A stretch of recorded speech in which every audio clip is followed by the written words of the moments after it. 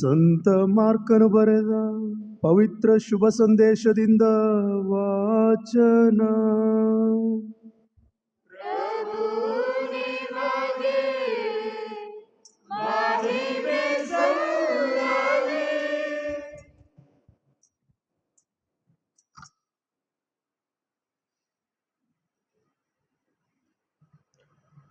ಆ ದಿನ ಸಾಯಂಕಾಲ ಯೇಸು ತಮ್ಮ ಶಿಷ್ಯರಿಗೆ ಸರೋವರದ ಆಚೆ ದಡಕ್ಕೆ ಹೋಗೋಣ ಎಂದರು. ಆಗ ಶಿಷ್ಯರು ಜನರ ಗುಂಪನ್ನು ಬಿಟ್ಟು ದೋಣಿಯಲ್ಲಿ ಕುಳಿತಿದ್ದ ಯೇಸುವನ್ನು ಹಾಗೆಯೇ ತಮ್ಮ ಜೊತೆಯಲ್ಲಿ ಕರೆದುಕೊಂಡು ಹೊರಟರು. ಆ ದೋಣಿಯ ಸಂಗಡ ಬೇರೆ ದೋಣಿಗಳು ಇದ್ದವು. ಸ್ವಲ್ಪ ಮುಂದೆ ಹೋಗುವಷ್ಟರಲ್ಲೇ ದೊಡ್ಡ ಬಿರುಗಾಳಿ ಎದ್ದಿತ್ತು. ಅಲೆಗಳು ದೋಣಿಗೆ ಅಪ್ಪಳಿಸತೊಡಗಿದವು. ದೋಣಿಯೊಳಗೆ ನೀರು ನುಗ್ಗಿ ಅದು ತುಂಬಿ ಹೋಗುವುದರಲ್ಲಿತ್ತು. ಯೇಸುವಾದರೋ ದೋಣಿಯ ಹಿಂಭಾಗದಲ್ಲಿ ದಿಂಬನ್ನು ಒರಗಿ ನಿದ್ದೆ ಮಾಡುತ್ತಿದ್ದರು. ಶಿಷ್ಯರು ಅವರನ್ನು ಎಬ್ಬಿಸಿ, ಗುರುವೇ, ನಾವು ಸಾಯುತ್ತಿದ್ದೇವೆ, ತಮಗೆ ಚಿಂತೆಯೇ ಇಲ್ಲವೇ ಎಂದರು. ಆಗ ಯೇಸು ಎತ್ತೆಚ್ಚು ಬಿರುಗಾಳಿಯನ್ನು ಗದರಿಸಿದರು. ಸರೋವರಕ್ಕೆ ಶಾಂತವಾಗಿರು, ಮೊರೆಯಬೇಡ ಎಂದು ಆಜ್ಞಾಪಿಸಿದರು. ತಕ್ಷಣ ಬಿರುಗಾಳಿ ನಿಂತಿತ್ತು, ವಾತಾವರಣ ಪ್ರಶಾಂತವಾಯಿತು. ಅನಂತರ ತಮ್ಮ ಶಿಷ್ಯರಿಗೆ, ಏಕೆ ಇಷ್ಟು ಭಯ? ಇನ್ನೂ ನಿಮಗೆ ವಿಶ್ವಾಸವಿಲ್ಲವೇ ಎಂದರು. ಶಿಷ್ಯರಾದರೂ ಭಯಭ್ರಾಂತರಾಗಿ, ಗಾಳಿಯೂ ಸರೋವರವು ಇವರು ಹೇಳುವಂತೆ ಕೇಳಬೇಕಾದರೆ ಇವರು ಯಾರಿರಬಹುದು ಎಂದು ತಮ್ಮೊಳಗೆ ಮಾತನಾಡಿಕೊಂಡರು. ಪ್ರಭು ಕ್ರಿಸ್ತರ ಶುಭ ಸಂದೇಶ.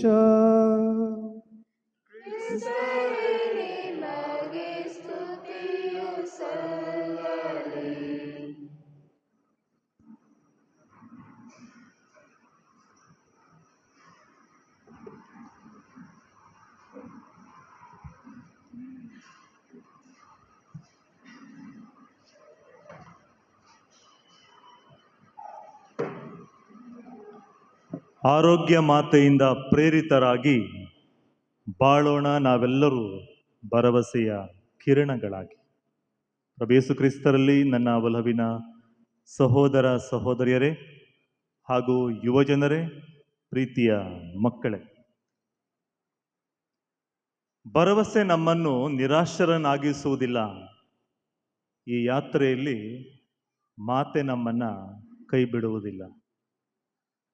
ಈ ದಿನ 4 ಅಂಶಗಳ ಧ್ಯಾನವನ್ನು ನಾವು ಹರಿಹರದ ಆರೋಗ್ಯ ಮಾತೆಯ ಮಡಿಲಲ್ಲಿ ಕುಳಿತು ಧ್ಯಾನಿಸುತ್ತಿರುವಾಗ ನಾವು ಪ್ರಾರ್ಥನೆ ಮಾಡಬೇಕು. ಏನಂತ ಹೇಳಿದರೆ, ಮಾತೆಯೇ, ನಮ್ಮ ಭರವಸೆ ಕಡಿಮೆ ಆಗದ ರೀತಿಯಲ್ಲಿ ನಮಗಾಗಿ ಪ್ರಾರ್ಥನೆ ಮಾಡಿ ಅಂತ ಬೇಡ್ಕೊಬೇಕು. ಮೊದಲ ಅಂಶ ಧ್ಯಾನಿಸುವಂಥದ್ದು ಈ ದಿನ ಮಾತೆಯ ಒಪ್ಪಿಗೆ, ಭರವಸೆಯ ಅಪ್ಪುಗೆ. ಲೂಕನ ಶುಭ ಸಂದೇಶದಲ್ಲಿ 1ನೇ ಅಧ್ಯಾಯ ವಾಕ್ಯ 26ರಿಂದ 38ರಲ್ಲಿ ನಾವು ನೋಡ್ತೀವಿ. ದೇವದೂತ ಪ್ರಭುವಿನ ತಾಯಿ ನೀನು ಆಗ್ತೀಯಾ ಅಂತ ಹೇಳಿದಾಗ ಕೊಟ್ಟಂತ ಒಪ್ಪಿಗೆ ಇದೆಯಲ್ಲ, ಆ ಭರವಸೆಯ ಬಾಳನ್ನ ಅಪ್ಪಿಕೊಂಡಿರುವಂತ ಒಂದು ಕ್ಷಣಗಳು. ಏನಾಗುತ್ತೆ ಮುಂದೆ, ಹೇಗೆ, ಏನು ಪ್ರಶ್ನೆಗಳಿಲ್ಲ. ಇದಾಗುವುದಾದರೂ ಹೇಗೆ, ಹೆಚ್ಚು ಮಾಹಿತಿಯನ್ನ ಸಂಗ್ರಹ ಮಾಡಿಕೊಳ್ಳುವಂಥ ಪ್ರಶ್ನೆ, ಸಂಶಯದ ಪ್ರಶ್ನೆ ಅಲ್ಲ, ಹೆಚ್ಚು ಮಾಹಿತಿ, ಹೇಗೆ ಜೀವನ ಮುಂದೆ ಅಂತೆಲ್ಲ ಪ್ರಶ್ನೆಗಳು. ಹೀಗಿರ್ಬೇಕಾದ್ರೆ ಇಂತಹ ತುಂಬ ಮುಂದಿನ ಜೀವನದ ಬಗ್ಗೆ ನೂರಾರು ಪ್ರಶ್ನೆಗಳನ್ನು ಹೊತ್ತಿರುವಂಥ ನಮ್ಮ ಬಾಳಲ್ಲೂ ಈ ಥರ ಸವಾಲುಗಳು ಹಲವಾರು ಬಾರಿ ಬರುತ್ತೆ. ಬೆಸ್ತರೆ ಹೆಚ್ಚಿರುವಂತಹ ಆ ಧರ್ಮ ಕೇಂದ್ರ, ಬೆಸ್ತರು ಮೀನು ಹಿಡಿಯುವಂಥ ಬೆಸ್ತರೆ ಹೆಚ್ಚಿರುವಂಥ ಆ ಧರ್ಮ ಕೇಂದ್ರ, ಅಲ್ಲಿ ಭಾನುವಾರದ ದಿವ್ಯ ಬಲಿಪೂಜೆಯ ಕಾಣಿಕೆ ನೆರೆಹೊರೆಯ ಎಲ್ಲ ಧರ್ಮ ಕೇಂದ್ರಗಳಿಗಿಂತಲೂ ಸ್ವಲ್ಪ ಜಾಸ್ತಿ. ಉಳಿದೆಲ್ಲ ಧರ್ಮ ಕೇಂದ್ರಗಳಿಗಿಂತಲೂ ಇದು ಪುಟ್ಟ ಧರ್ಮ ಕೇಂದ್ರ, ಆದರೆ ಭಾನುವಾರದ ಕಾಣಿಕೆ ಜಾಸ್ತಿ. ಹಬ್ಬಗಳು ಬಂದಾಗ, ವಿಶೇಷ ದಿನಗಳು ಬಂದಾಗ ದಾನ ಧರ್ಮ ಜಾಸ್ತಿ. ದಾನ ಧರ್ಮ ಜಾಸ್ತಿ. ಏನಾದರೂ ಅವಶ್ಯಕತೆ ಇದ್ರೆ ಚರ್ಚಲ್ಲಿ, ದೇವಾಲಯದಲ್ಲಿ ತಟ್ಟನೆ ಬಂದು ನೆರವಾಗುವಂಥ ವ್ಯಕ್ತಿಗಳೇ ಜಾಸ್ತಿ. ಹೀಗೆ ಆ ಧರ್ಮ ಕೇಂದ್ರದ ಫಾದರ್, ನಾನಲ್ಲಿ ಒಂದಿನ ಧ್ಯಾನಕೂಟಕ್ಕೆ ಹೋದಾಗ ಅವರ ಧರ್ಮ ಕೇಂದ್ರದ ಭಕ್ತಾದಿಗಳ ಬಗ್ಗೆ ನನಗೆ ಹೇಳ್ತಾ ಇದ್ರು.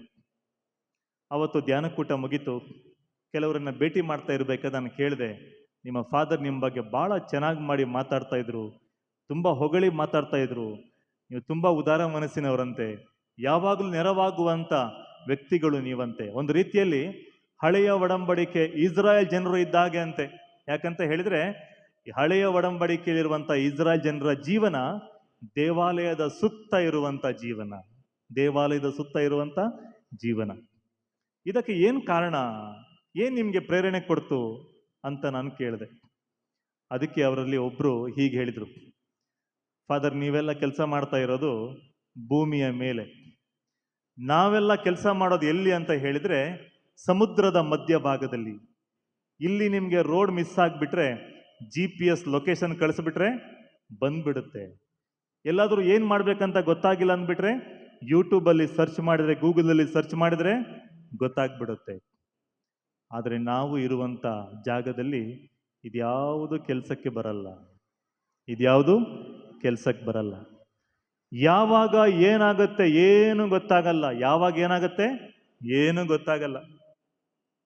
ಚಂಡಮಾರುತಗಳು ಯಾವಾಗ ಬರುತ್ತೆ, ಸೈಕ್ಲಾನ್ ಯಾವಾಗ ಬರುತ್ತೆ, ಏನು ಗೊತ್ತಾಗಲ್ಲ.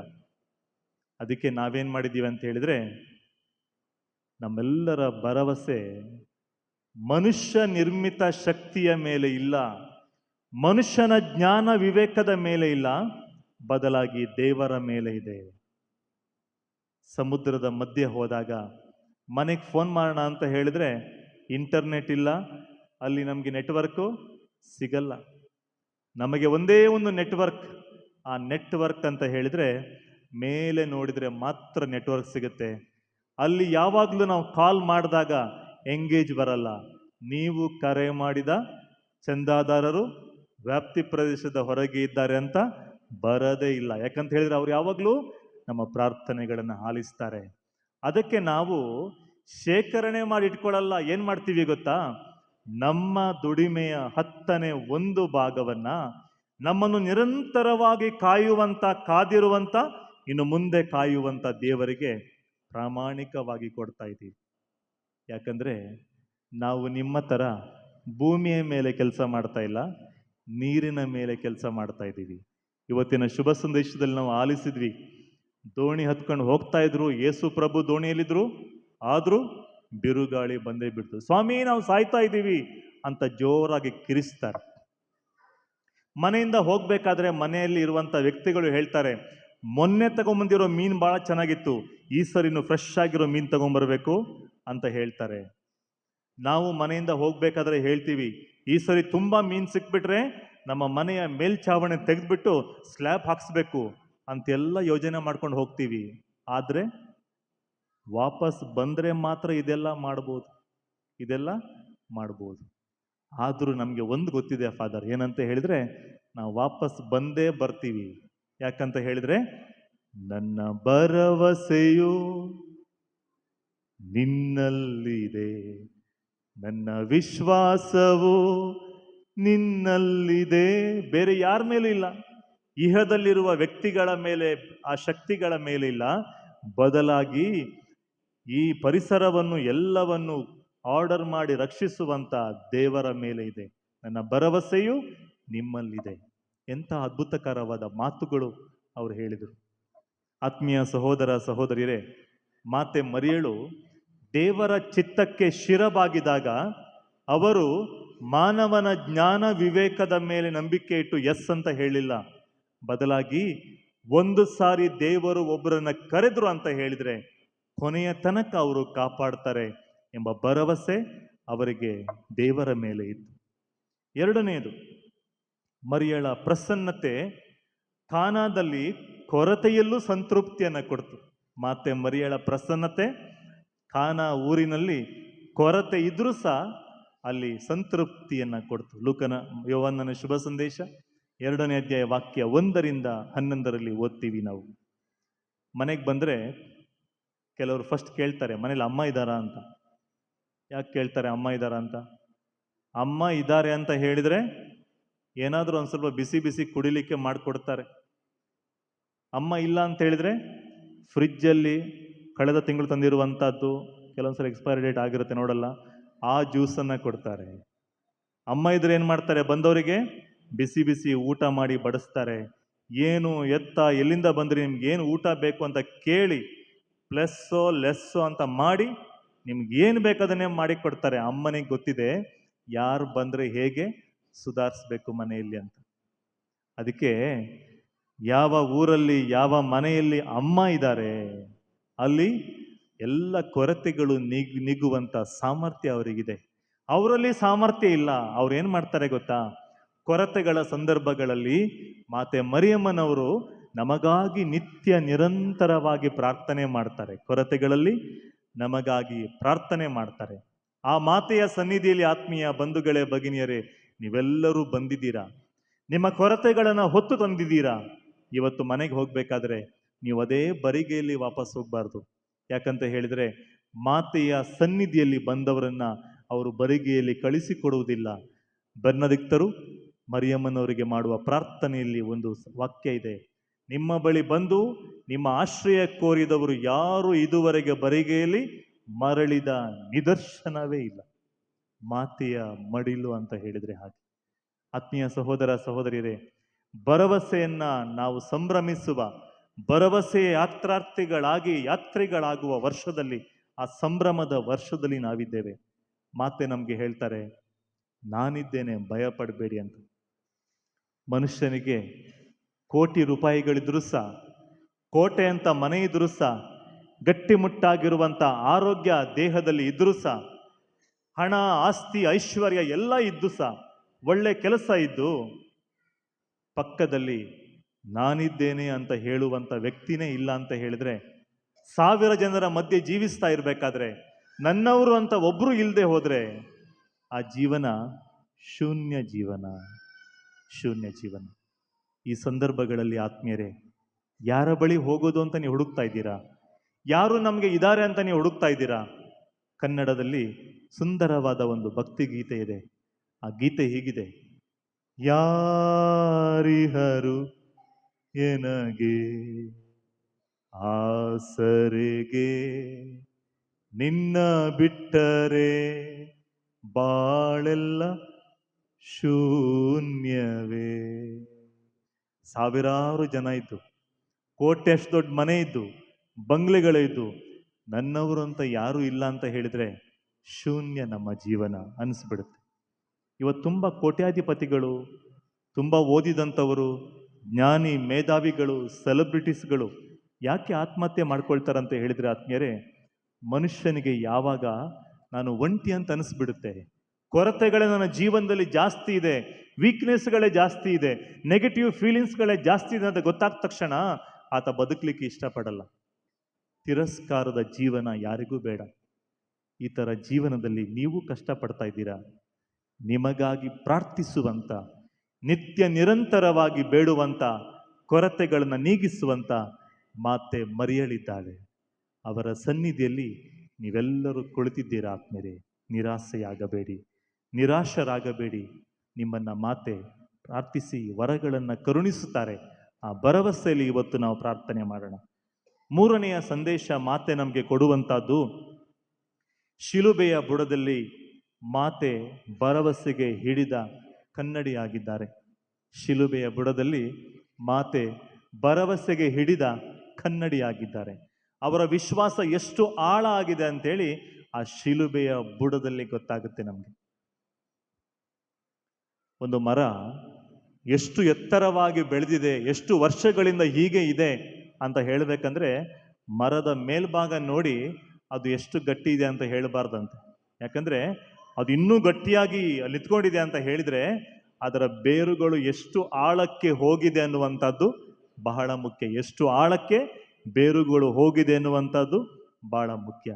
ಮಾತೆ ಮರಿಯಮ್ಮನವರು ಆ ಶಿಲುಬೆ ಮರದ ಬುಡದಲ್ಲಿ ನಿಂತ್ಕೊಂಡಿರ್ಬೇಕಾದ್ರೆ ತನ್ನ ಏಕೈಕ ಪುತ್ರ ಶಿಲುಬೆಯಲ್ಲಿ ತೂಗಾಡ್ತಾ ಇರಬೇಕಾದ್ರೆ, ಲೂಕನ ಶುಭ ಸಂದೇಶದಲ್ಲಿ 1ನೇ ಅಧ್ಯಾಯ ವಾಕ್ಯ 26-38ರಲ್ಲಿ ಗಾಬ್ರಿಯಲ್ ದೇವದೂತ ಹೇಳಿರುವಂತ ವಾಗ್ದಾನಗಳು ನೆರವೇರದೇ ಇರಬೇಕಾದ್ರೆ, ಏನೂ ಆ ಥರ ಆಗದೆ ಇರಬೇಕಾದ್ರೆ, ಪ್ರಶ್ನೆಗಳೇ ಮನಸ್ಸಿನಲ್ಲಿ ತುಂಬಿಕೊಂಡಿರ್ಬೇಕಾದ್ರೆ, ಈ ಭರವಸೆಗಳು ಎಲ್ಲೂ ಹೋಯ್ತು, ಕೊಟ್ಟಿರುವಂಥ 5 ಭರವಸೆಗಳು ಎಲ್ಲೂ ಹೋಯ್ತು ಎಂಬ ಪ್ರಶ್ನೆಗಳು ಸಾಮಾನ್ಯ ಮನುಷ್ಯನಿಗೆ ಬರುವಂಥ ಸಂದರ್ಭದಲ್ಲಿ ಮಾತೆ ಮರಿಯಮ್ಮನವರು ಶಿಲುಬೆಯ ಬುಡದಲ್ಲಿಯೂ ಸಹ ಆ ಪ್ರಭುವಿನಲ್ಲಿ ವಿಶ್ವಾಸವಿಡುತ್ತಾರೆ, ಭರವಸೆ ಇಡುತ್ತಾರೆ. ಇದೆಲ್ಲ ನಮ್ಗೇನು ಹೇಳುತ್ತೆ ಅಂತ ಹೇಳಿದ್ರೆ, ನಮ್ಮ ಜೀವನ ಕೊನೆಯ ಭಾಗಕ್ಕೆ ಬಂದು ತಲುಪಿದಾಗಲೂ, ಸಂಕಟ ನೋವುಗಳ ಜೀವನ ನಮ್ಮ ಜೀವನದಲ್ಲಿ ಆಗ್ಬೇಕಾದ್ರೂ, ಇಂಪಾಸಿಬಲ್ ಅಂತ ವೈದ್ಯರು ಹೇಳಬೇಕಾದ್ರೆ, ಅಸಾಧ್ಯ ನಿಮ್ಮ ಜೀವನದಲ್ಲಿ ಅಂತ ವೈದ್ಯರು ಹೇಳಬೇಕಾದ್ರೆ, ಬೇರೆ ಬೇರೆ ವ್ಯಕ್ತಿಗಳು ಹೇಳಬೇಕಾದ್ರೆ, ಆತ್ಮೀಯರೇ, ದೇವರು ಹೇಳ್ತಾರೆ ಐ ಆಮ್ ಪಾಸಿಬಲ್. ಅದು ಮಾತೆಯ ವಿಶ್ವಾಸ. ಪ್ರಪಂಚ ಹೇಳ್ತೀನಿ ನಿನ್ನ ಮಗನ ಜೀವನ ಮುಗೀತು, ಶಿಲುಬೆಯ ಕೊನೆ, ಸಾವೇ ಅಂತ್ಯ ಅಂತ ಹೇಳಬೇಕಾದ್ರೆ, ಮಾತೆ ಮರಿಯಮ್ಮನವರು ವಿಶ್ವಾಸವನ್ನ ಇನ್ನೂ ಗಟ್ಟಿಯಾಗಿ ಹಿಡಿದುಕೊಳ್ತಾರೆ, ಭರವಸೆಯನ್ನು ಇನ್ನೂ ಗಟ್ಟಿಯಾಗಿ ಹಿಡಿದುಕೊಳ್ತಾರೆ. ಯಾಕಂತ ಹೇಳಿದ್ರೆ ಅವ್ರಿಗೆ ಗೊತ್ತಿತ್ತು, ಮಾನವನಿಗೆ ಇದು ಅಸಾಧ್ಯ, ಆದರೆ ದೇವರಿಗೆ ಎಲ್ಲವೂ ಸಾಧ್ಯ. Everything is possible to God, everything is possible. ಒಂದು ತಾಯಿ ಯಾವಾಗಲೂ ನನಗೆ ಸುಮಾರು ವರ್ಷಗಳಿಂದ ಫೋನ್ ಮಾಡ್ತಾ ಇದ್ರು. ಅವರ ಕೋರಿಕೆ ಏನಂತ ಹೇಳಿದ್ರೆ, ಹೆಚ್ಚಾಗಿ ತಾಯಂದಿರಿಗೆ ಬರುವಂಥ ಕೋರಿಕೆ ಬೇಡಿಕೆಗಳೇ ಅದು. ತಾಯಂದಿರು ಹೆಚ್ಚಾಗಿ ಯಾರಿಗಾಗಿ ಪ್ರಾರ್ಥನೆ ಮಾಡ್ತಾರೆ? ತನಗಾಗಿ ಪ್ರಾರ್ಥನೆ ಮಾಡಲ್ಲ. ಅವರು ಪ್ರಾರ್ಥನೆ ಮಾಡೋದು ಯಾರಿಗಾಗಿ? ಮಕ್ಕಳಿಗಾಗಿ. ಇವತ್ತು ತುಂಬ ಜನ ಇಲ್ಲಿ ಬಂದಿರುವಂಥದ್ದು ಪ್ರಾರ್ಥನೆ ಮಾಡಲಿಕ್ಕೆ ಮಕ್ಕಳಿಗಾಗಿನೇ. ಹೀಗಿರಬೇಕಾದ್ರೆ ಈ ತಾಯಿಯ ಪ್ರಾರ್ಥನೆ ಏನು ಅಂತ ಹೇಳಿದ್ರೆ, ನನ್ನ ಮಗ ಓದೋದರಲ್ಲಿ ಭಾಳ ದಡ್ಡ ಅಂದರೆ ದಡ್ಡ, ಬೇರೆ ಎಲ್ಲದರಲ್ಲೂ ಆಕ್ಟಿವ್ ಆಗಿದ್ದಾನೆ, ಓದೋ ವಿಷಯ ಬಂದಾಗ ಈ ಅಪ್ಪರ್ ಡಿಪಾರ್ಟ್ಮೆಂಟ್ ಇದೆಯಲ್ಲ, ಇದು ಯಾಕೋ ಸ್ವಲ್ಪ ಡಲ್, ಉಳಿದಿದ್ದೆಲ್ಲ ಆಕ್ಟಿವ್, ಟಿ ವಿ ಅದು ಇದು ನೋಡು, ಮೊಬೈಲ್ ಕೆಲಸ ಮಾಡು, ಎಲ್ಲ ಟೆಕ್ನಿಕಲ್ ಕೆಲಸ ಎಲ್ಲ ಚೆನ್ನಾಗಿ ಮಾಡ್ತಾನೆ. ಅದು ಇಲ್ಲಿ ಓದೋ ವಿಷಯ ಬಂದರೆ ಸೈಲೆಂಟ್ ಆಗಿಬಿಡ್ತಾನೆ. 1-2 ವರ್ಷ ಅಲ್ಲ, 7 ವರ್ಷಗಳಿಂದ ಕಷ್ಟಪಡ್ತಿದ್ದೀವಿ, ಒಂದು ಸಬ್ಜೆಕ್ಟಲ್ಲೂ ಒಳ್ಳೆ ಮಾರ್ಕ್ಸ್ ತೆಗ್ದಿಲ್ಲ. ಪ್ರತಿ ಸಾರಿ ಪೇರೆಂಟ್ಸ್ ಮೀಟಿಂಗಿಗೆ ಶಾಲೆಗೆ ಹೋದಾಗ ನಾನು ನೋಡಿದ್ದೆ, ಟೀಚರ್ ಕರೆದುಬಿಟ್ಟು ಒಂದೇ ಮಾತು, ನಿಮ್ಮ ಹುಡುಗ ದಡ್ಡ ಅಂದರೆ ದಡ್ಡ ಕಂಡ್ರೆ ಏನೂ ತಲೆಗೆ ಹೋಗಲ್ಲ ಅಂತ ಹೇಳ್ತಾರೆ. ಅದು ಕೇಳಿ ಕೇಳಿ ಕೇಳಿ ಸಾಕಾಗ್ಬಿಟ್ಟಿದೆ. ಫಾದರ್ ಈ ಸರಿ ಅದು ಪ್ರಾರ್ಥನೆ ಮಾಡಲೇಬೇಕು ಅಂತ 7, 8, 9ನೇ ಕ್ಲಾಸ್ ತನಕ ಹೇಳಿದರು. ನನ್ನ ಪ್ರಾರ್ಥನೆ ಪವರ್ಫುಲ್ ಆಗಿಲ್ವೋ ಗೊತ್ತಿಲ್ಲ, ಅಥವಾ ಅವ್ರು ಪ್ರಾರ್ಥನೆ ಮಾಡಿದ್ ಗೊತ್ತಿಲ್ವೋ, ಈ ಪ್ರಾರ್ಥನೆಯ ಫಲ ಹುಡುಗನಿಗೆ ಸಿಕ್ಕಿಲ್ವೋ ಗೊತ್ತಿಲ್ಲ, ಅವನಂತೂ ಯಾವತ್ತೂ ಪಾಸ್ ಆಗಲೇ ಇಲ್ಲ. ಆ ದಿನ ಒಂದಿನ ಫೋನ್ ಮಾಡಿ ಹೇಳಿದ್ರು, ನೋಡಿ ಫಾದರ್, ಇನ್ನು ಮುಂದೆ ನೀವು ಉಪವಾಸ ಆದರೂ ಪ್ರಾರ್ಥನೆ ಮಾಡಿ, ಆದರೆ ಈ ವರ್ಷ ನನ್ನ ಮಗ 10ನೇ ಕ್ಲಾಸಲ್ಲಿ ಓದ್ತಾ ಇದ್ದಾನೆ, ಪಾಸ್ ಆಗಲೇಬೇಕು. ಈ 4 ವರ್ಷ ಪ್ರಾರ್ಥನೆ ಮಾಡಿದ್ದು ಇವನು ಪಾಸ್ ಆಗಿಲ್ಲ, ಆದರೆ ನಿಧಾನ ಹಾಗೆ ಪ್ರಮೋಟ್ ಮಾಡಿ ಮಾಡಿ 10ನೇ ಕ್ಲಾಸಿಗೆ ತಂದುಬಿಟ್ರು. ನಾನು ಏನು ಮಾಡೋದು, ಏನು ಮಾಡಲಿಕ್ಕೂ ನನಗೆ ಗೊತ್ತಾಗಿಲ್ಲ. ನಾನು ಹೇಳಿದೆ, ನೋಡಿ ಅಮ್ಮ, ಪ್ರಾರ್ಥನೆಗಳಲ್ಲೇ ಶ್ರೇಷ್ಠವಾಗಿರುವ ಒಂದು ಪ್ರಾರ್ಥನೆ ಇದೆ. ಯಾವುದದು? ಯಾವುದು? ಜಪಮಾಲೆಯ ಪ್ರಾರ್ಥನೆ. ಪ್ರಾರ್ಥನೆಗಳಲ್ಲೇ ಶ್ರೇಷ್ಠವಾಗಿರೋ ಪ್ರಾರ್ಥನೆ ಯಾವುದು? ಪರವಾಗಿಲ್ಲ, ಮುಂದಿನ ಸರಿ ಬಂದಾಗ ಹೇಳಿ ಆಯ್ತಾ, ಫಾದರಿಗೆ ಹೇಳಿ. ಯಾವುದು? ಬಲಿಪೂಜೆ. ಪ್ರಾರ್ಥನೆಗಳಲ್ಲೇ ಶ್ರೇಷ್ಠವಾಗಿರುವಂತ ಪ್ರಾರ್ಥನೆ ದಿವ್ಯ ಬಲಿಪೂಜೆ. ಏನ್ ಮಾಡ್ಬೇಕಂತ ಹೇಳಿದ್ರೆ, ನೀವು ಬಲಿಪೂಜೆಯನ್ನು ಅರ್ಪಿಸ್ತಾ ಇರ್ಬೇಕಾದ್ರೆ, ಬಲಿಪೂಜೆಯಲ್ಲಿ ಭಾಗವಹಿಸ್ತಾ ಇರ್ಬೇಕಾದ್ರೆ, ಕಾಣಿಕೆಯನ್ನು ಅರ್ಪಿಸ್ಬೇಕಾದ್ರೆ ನಾನು ಮತ್ತು ನೀವು ಅರ್ಪಿಸುವಂತ ರೊಟ್ಟಿ ದ್ರಾಕ್ಷಾರಸವನ್ನ ಪ್ರಭು ಯೇಸು ನಮ್ಗೇನ್ ಮಾಡ್ತಾರೆ? ದೇಹ ರಕ್ತವನ್ನಾಗಿ ಪರಿವರ್ತಿಸಿ ನಮ್ಗೆ ವಾಪಸ್ ಕೊಡ್ತಾರೆ. ಹಾಗಾದ್ರೆ ನಿಮ್ಮ ಮಗನನ್ನ ಅವನನ್ನೇ ಅರ್ಪಿಸಿಕೊಟ್ರೆ ಪ್ರಭುವಿಗೆ ಆಶೀರ್ವಾದ ಮಾಡಿ, ಖಂಡಿತ ಈ ಸರಿ ಪರೀಕ್ಷೆಯಲ್ಲಿ ಪಾಸ್ ಆಗ್ತಾನೆ. 10ನೇ ಕ್ಲಾಸ್ ಪರೀಕ್ಷೆ ಈ ಸರಿ ಪಾಸ್ ಮಾಡ್ಲಿಕ್ಕೆ ಆಗಲ್ಲ. ಪರೀಕ್ಷೆ ಬರದೇ ಆಗ್ಬೇಕು, ಸುಮ್ಮನೆ ಹಿಂಗೆ ಪಾಸ್ ಮಾಡ್ಲಿಕ್ಕೆ ಆಗಲ್ಲ. ಅವತ್ತು ದಿವ್ಯ ಬಲಿಪೂಜೆ ನಡೀತಾ ಇತ್ತು. ಆ ಕಡೆ ಹಣ್ಣು ಹಂಪಲುಗಳು, ಕೊಟ್ಟಿರುವಂಥ ಕಾಣಿಕೆಗಳು ಎಲ್ಲ ಮೆರವಣಿಗೆಯಲ್ಲಿ ಕಾಣಿಕೆ ಗೀತೆಯನ್ನು ಹಾಡಬೇಕಾದ್ರೆ ತಗೊಂಬಂದ್ರು. ರೊಟ್ಟಿ ದ್ರಾಕ್ಷಾರಸನ ತಗೊಂಬಂದ್ರು. ಈ ತಾಯಿ ತನ್ನ ಮಗನನ್ನು ಕರ್ಕೊಂಡು ಮುಂದೆ ಬಂದೇ ಬಿಟ್ರು. ಫಾದರ್ ಅಲ್ಲಿರುವಂಥ ರೊಟ್ಟಿ ದ್ರಾಕ್ಷಾರಸ ತಗೊಂಡ್ರು, ಫ್ರೂಟ್ಸ್ಗಳನ್ನು ತಗೊಂಡ್ರು, ಕಾಣಿಕೆಯನ್ನು ತಗೊಂಡ್ರು. ಅವ್ರಿಗೆ ಗೊತ್ತಾಗಿಲ್ಲ ಈ ಕಾಣಿಕೆಯನ್ನು ತಗೊಂಡು ಮೇಲಿಡಬೇಕು ಅಂತೇಳಿ. ಅವರು ಆ ಕಾಣಿಕೆಯ ಮೇಲೆ ಪ್ರಾರ್ಥನೆ ಮಾಡಿ ಹೋಗಿ ಕೂತ್ಕೊಳ್ಳಿ ಅಂತ ಕಳಿಸಿದ್ರು. ಇವರು ಹೋಗಲ್ಲ, ಇಲ್ಲೇ ಇರ್ತೀನಿ ನಾನು. ಯಾಕಂದ್ರೆ ಅವತ್ತು ಆ ಫಾದರ್ ಹೇಳಿದ್ದಾರೆ, ಬಲಿಪೂಜೆ ಟೈಮಲ್ಲಿ, ಕಾಣಿಕೆ ಟೈಮಲ್ಲಿ ಏನು ಮಾಡಬೇಕು? ಸಮರ್ಪಣೆ ಮಾಡಬೇಕು. ಪಾಪ ಫಾದರಿಗೆ ಗೊತ್ತಿಲ್ಲ, ನನ್ನ ಹೆಸರು ಅವ್ರು ಎಲ್ಲೂ ಹೇಳಿಲ್ಲ, ನೀವು ಯಾರಿಗೆ ಹೇಳಬಾರ್ದು ಹೋಗ್ಬಿಟ್ಟು, ಆಯ್ತಾ. ಸೊ ಹೀಗೆ ಅವರು ಕಾಣಿಕೆಯನ್ನು ಅರ್ಪಿಸಿದ್ರು. ಇಡೀ ಬಲಿ ಪೂಜೆ ಆ ಕಾಣಿಕೆ ಅಲ್ಲೇ ಇತ್ತು, ಹಿಂದೆ ಹೋಗ್ಲಿಲ್ಲ. ಯಾಕಂದ್ರೆ ಒಂದ್ಸರಿ ದೇವರಿಗೆ ಕಾಣಿಕೆ ಕೊಟ್ಟ ಮೇಲೆ ವಾಪಸ್ ತಗೊಂಡೋಗ್ಲಿಕ್ಕೆ ಇಲ್ಲ, ಗೊತ್ತಿತ್ತು ಅವರಿಗೆ. ಸೊ ಹೀಗಿರ್ಬೇಕಾದ್ರೆ ಇಡೀ ಬಲಿ ಪೂಜೆ ಹೋಗಿ ಬನ್ನಿ ಕ್ರಿಸ್ತರ ಶಾಂತಿ ಅಂತ ಹೇಳಬೇಕಾದ್ರೆ ಅವರಲ್ಲೇ ಇದ್ರು. ಎಲ್ಲರೂ ಮನೆಗೆ ಹೋಗ್ಬೇಕಾದ್ರೆ ಮನೆಗೆ ಹೋದ್ರು. ಆ ವರ್ಷ ರಿಸಲ್ಟ್ ಬಂತು. ರಿಸಲ್ಟ್ ಬಂದಾಗ ನಂಬಲಿಕ್ಕೆ ಅಸಾಧ್ಯ. ಎಲ್ಲರಿಗಿಂತ ಅಂದ್ರೆ ಆ ಶಾಲೆಯಲ್ಲಿ ಎಲ್ಲರಿಗಿಂತ ಒಂದು ಒಳ್ಳೆಯ ಹಂತದಲ್ಲಿ ಮಾರ್ಕ್ಸ್ ಅನ್ನು ತೆಗೆದು ಈ ಹುಡುಗ ಪಾಸ್ ಆಗ್ಬಿಟ್ಟಿದ್ದ. Praise the Lord, praise the Lord. ನೋಡಿ ಎಷ್ಟು ಖುಷಿ ಆಯ್ತು ನಿಮ್ಗಲ್ವಾ. ಅವನು ಪಾಸ್ ಆಗಿದ್ದು ಮಾತ್ರ ಅಲ್ಲ, ಆ ಶಾಲೆಯಲ್ಲೇ ಅದೇ ವರ್ಷ 35 ವರ್ಷ ಆದ್ರೂ ಸಹ ಆ ಶಾಲೆಯಲ್ಲಿ 100ಕ್ಕೆ 100% ಅಂಕಗಳು ಪಡೆದು ವಿದ್ಯಾರ್ಥಿಗಳು ಪಾಸ್ ಆಗ್ಲೇ ಇರಲಿಲ್ಲ. ಅದೇ ವರ್ಷ ಇಡೀ ಶಾಲೆಯಲ್ಲಿ ಓದ್ತಾ ಇರುವಂತ 10ನೇ ಕ್ಲಾಸ್ ಮಕ್ಕಳು ಎಲ್ಲರೂ ಪಾಸ್ ಆಗ್ಬಿಟ್ಟಿದ್ರು. Praise the Lord. ಯಾಕಂತ ಹೇಳಿದ್ರೆ ಆ ವರ್ಷ ಕೋವಿಡ್ ವರ್ಷ.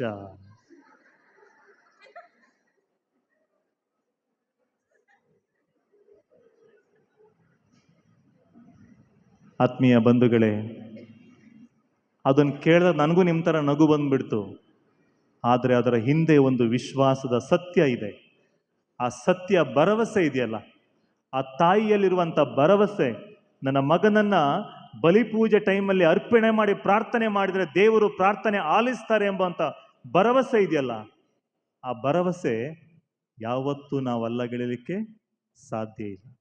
ಅವರೊಂದಿನ ಭೇಟಿ ಮಾಡಿದಾಗ ಹೀಗೆ ಹೇಳ್ತಾ ಇದ್ರು, ನನ್ನ ಮಗ ಪಾಸ್ ಆಗಬೇಕು ಅಂತ ಹೇಳಿ ದೇವರು ಇಡೀ ಪ್ರಪಂಚಕ್ಕೆ ಕೋವಿಡ್ ಅನ್ನ ಕಳಿಸ್ಬಿಟ್ರು. ಎಂಥ ವಿಶ್ವಾಸ ಅವ್ರು ನೋಡಿ. ನಮಗೆಲ್ಲ ದುಃಖ ಇಲ್ಲಿ, ಮನೇಲೊಬ್ರು ಹೋದ್ರು, ಅದಾಗಿದ್ದು ಇದಾಯಿತು, ಆಸ್ಪತ್ರೆಗೆ ಹೋದ್ರು, ಕೆಮ್ಲಿಕ್ಕಿಲ್ಲ, ಜ್ವರ ಕೆಮ್ಮು ಅಂದರೆ ಆಂಬ್ಯುಲೆನ್ಸ್ ಬರ್ತಾ ಇರುತ್ತೆ, ಟಿವಿಯಲ್ಲಿ ಹೀಗೂ ಉಂಟೆ ಅಂತ ಬರುತ್ತೆ. ಆದರೆ ಈ ತಾಯಿಯ ವಿಶ್ವಾಸ ನೋಡಿ. ಎಲ್ಲ ಕಡೆ ಕಂಗೆಟ್ಟಿರುವಂಥ ಪರಿಸ್ಥಿತಿ, ನೋವಿನ ಪರಿಸ್ಥಿತಿ, ವಾಟ್ ಈಸ್ ಆ ಫ್ಯೂಚರ್ ಅಂತ ಪರಿಸ್ಥಿತಿ. ಆದರೆ ಈ ತಾಯಿಯ ವಿಶ್ವಾಸ ನೋಡಿ, ಎಷ್ಟು ಆಳವಾಗಿರುವಂಥ ವಿಶ್ವಾಸ.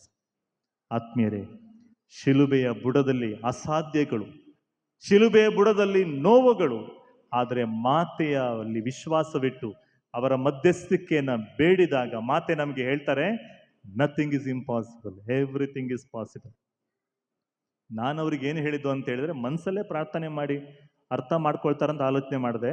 ಅವರು ಮಗನನ್ನೇ ಎತ್ಕೊಂಡು ಬರ್ತಾರಂತೇಳಿ ನಾನು ಆಲೋಚನೆ ಮಾಡಿರಲಿಲ್ಲ.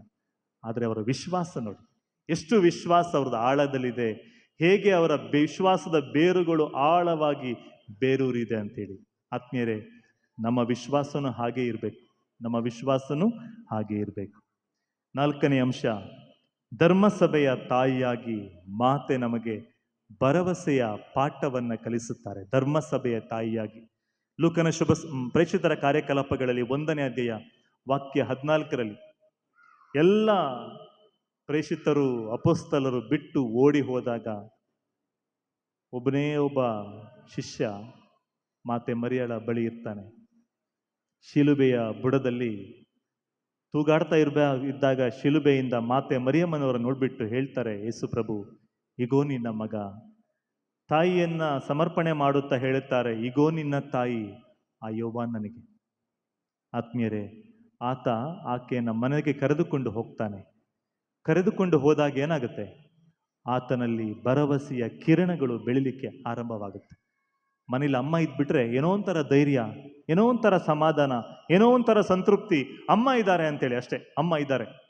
ಅಮ್ಮನಿಗೆ ವಯಸ್ಸಾಗಿರ್ಬೋದು, ಶಕ್ತಿ ಇಲ್ಲದೆ ಇರ್ಬೋದು, ರಾತ್ರಿ ಹೋದ್ರೆ ಸರಿ ಕಣ್ಣು ಕಾಣಿಸ್ತಾ ಇರ್ಬೋದು, ಆದರೆ ಅಮ್ಮ ಇದ್ದಾರೆ ಅಂತೇಳಿ ಮನೆಯಲ್ಲಿ ಏನೋ ಒಂಥರ ಧೈರ್ಯ. ಈ ಅಮ್ಮ ಜೊತೆಯಲ್ಲಿ ಇದ್ರೂ ಸಹ ಧರ್ಮಸಭೆಯನ್ನ ಮುನ್ನಡೆಸುವ ಭರವಸೆಯ ತಾಯಿಯವರು, ಭರವಸೆಯ ತಾಯಿ. ಅದರಿಂದ ಆತ್ಮೀಯ ಸಹೋದರ ಸಹೋದರಿಯರೇ, ನಮ್ಮೆಲ್ಲರ ಬಾಳಿನಲ್ಲಿ ಆತಂಕಗಳೇ ಹೆಚ್ಚಾಗಿರ್ಬೇಕಾದ್ರೆ, ನಮ್ಮ ಜೀವನದಲ್ಲಿ ಪ್ರಶ್ನೆಗಳೇ ಹೆಚ್ಚಾಗಿರ್ಬೇಕಾದ್ರೆ, ಇವತ್ತು ಮಾತೆಯ ಸನ್ನಿಧಿಯಲ್ಲಿ ಕುಳಿತು ಸ್ವಲ್ಪ ಹೊತ್ತು ಪ್ರಾರ್ಥನೆ ಮಾಡೋಣ. ರೋಮನ್ನರಿಗೆ ಬರೆದ ಪತ್ರ 5ನೇ ಅಧ್ಯಾಯ ವಾಕ್ಯ 5ರಲ್ಲಿ ನಾವು ಓದ್ತೀವಿ, ಈ ನಂಬಿಕೆ ನಿರೀಕ್ಷೆ ನಮಗಿರುವುದರಿಂದ ನಮಗೆ ಆಶಾಭಂಗವಾಗುವುದಿಲ್ಲ. ಏಕೆಂದರೆ ನಮಗೆ ದಾನವಾಗಿ ದಯಪಾಲಿಸಿದ ಪವಿತ್ರಾತ್ಮ ಅವರ ಮುಖಾಂತರ ದೇವರು ತಮ್ಮ ಪ್ರೀತಿಯನ್ನು ನಮ್ಮ ಹೃದಯಗಳಲ್ಲಿ ಧಾರಾಳವಾಗಿ ಸುರಿಸಿದ್ದಾರೆ. ಭಯಪಡಬೇಡಿ, ನೀವೆಲ್ಲರೂ ದೇವರ ದೃಷ್ಟಿಯಲ್ಲಿ ಅಮೂಲ್ಯರು. You are precious in his sight. ಮಾತೆ ಮರಿಯಮ್ಮನವರು ನಮಗಾಗಿ ನಿತ್ಯ ನಿರಂತರವೂ ಪ್ರಾರ್ಥನೆ ಮಾಡಲಿ, ನಮ್ಮಲ್ಲಿರುವ ಭರವಸೆಯನ್ನು ಹೆಚ್ಚಿಸಲಿ. ಈ ಭರವಸೆ ಯಾತ್ರಾರ್ಥಿಗಳಾಗಿ ನಾವು ಈ ವರ್ಷ ಪ್ರಯಾಣ ಮಾಡ್ತಾ ಇರಬೇಕಾದ್ರೆ, ಅದರ ಭಾಗವಾಗಿ ನೀವು ಈ ಪುಣ್ಯ ಕ್ಷೇತ್ರಕ್ಕೆ, ಈ ಬಸಿಲಿಕದಲ್ಲಿ ಈ ದಿನ ನೊವೇನದ ವಿಶೇಷ ಬಲಿಪೂಜೆಯಲ್ಲಿ ಭಾಗವಹಿಸ್ತಾ ಇರಬೇಕಾದ್ರೆ, ಇವತ್ತು ಸಹ ಆತ್ಮೀಯರೇ, ರೊಟ್ಟಿ ದ್ರಾಕ್ಷ ರಸಗಳೊಂದಿಗೆ ನಮ್ಮ ಪ್ರಾರ್ಥನಾ ಕೋರಿಕೆಗಳನ್ನು ಅರ್ಪಿಸೋಣ. ಆರೋಗ್ಯ ಮಾತೆಯಿಂದ ಪ್ರೇರಿತರಾಗಿ ಇಲ್ಲಿಂದ ನಾವು ಮನೆಗೆ ಹೋಗಬೇಕಾದ್ರೆ ನಾವೆಲ್ಲರೂ ಭರವಸೆಯ ಕಿರಣಗಳಾಗೋಣ. ಆಮೇಲೆ